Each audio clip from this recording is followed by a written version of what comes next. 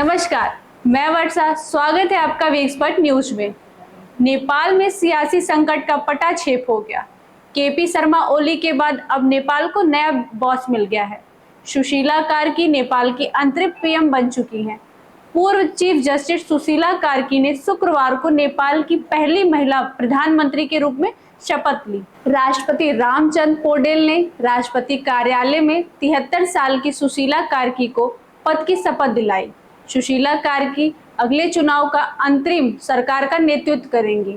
सुशीला कार्की की छवि भले ही साफ सुथरी है, मगर उनके हस्बैंड का अतीत विवादास्पद रहा है। उनका नाम तो प्लेन हाईजैक के कांड में भी आ चुका है। दरअसल सुशीला कार्की नेपाल की पहली महिला मुख्य न्यायाधीश रह चुकी हैं। उनके पति का नाम नेता दुर्गा प्रसाद सुवेदी है। सुशीला कार्की की उनसे मुलाकात उत्तर प्रदेश के वाराणसी स्थित बनारस हिंदू विश्वविद्यालय में पढ़ाई के दौरान हुई थी।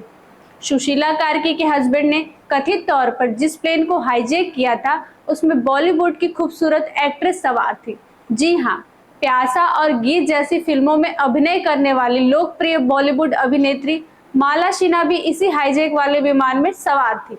चलिए जानते हैं क्या हुआ था। क्या है हाईजैक की वो कहानी आज से 52 साल पहले की है। नेपाल के विराटनगर से एक विमान काठमांडू जा रहा था। उस विमान को 10 जून 1973 को हाईजैक कर लिया गया था। उसमें सरकार के 30 लाख रुपए थे। नेपाली कांग्रेस के 3 सदस्यों ने कनाडा मेड 19 सीटों वाले ट्विन ओटर प्लेन को हाईजैक कर लिया। विमान में सवार यात्रियों में नेपाल के अभिनेता दंपति सीपी लोहानी और भारत की माला सिन्हा भी शामिल थी। सुशीला कार्की के पति सुवेदी नागेंद्र धुगेल और बसंत भाट्टा राई के साथ रॉयल नेपाल एयरलाइंस के विमान हाईजैक में शामिल थे। इसकी साजिश गिरिजा प्रसाद कोइराला ने रची थी, जो बाद में नेपाल के प्रधानमंत्री बने। खास बात यह है कि नेपाल का पहला हाईजैक था ये। सुशीला कार्की के पति सुवेदी उस समय हाल में ही जेल से रिहा हुए थे। वह कोइराला के करीबी सहयोगी में से एक थे। यह विमान हाईजैक नेपाल के राजा महेंद्र के अधीन राजशाही के खिलाफ सशस्त्र संघर्ष के लिए धन जुटाने के लिए किया गया था। उस हाईजैक वाले विमान में 30 लाख रुपए की सरकारी धनराशि थी।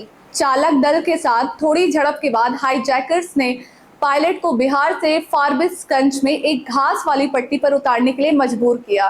पहले से ही 5 अन्य षड्यंत्रकारी वहीं इंतजार कर रहे थे। सुशील कोइराला फारबिसगंज में थे और उस घेराबंदी में सक्रिय रूप से शामिल थे। हाईजैक का मकसद हाईजैकर्स ने विमान से केवल कैश भरे 3 बक्से निकाले और यात्रियों को कुछ नहीं किया। इसके बाद अन्य यात्रियों को लेकर विमान फिर से उड़ान भर गया।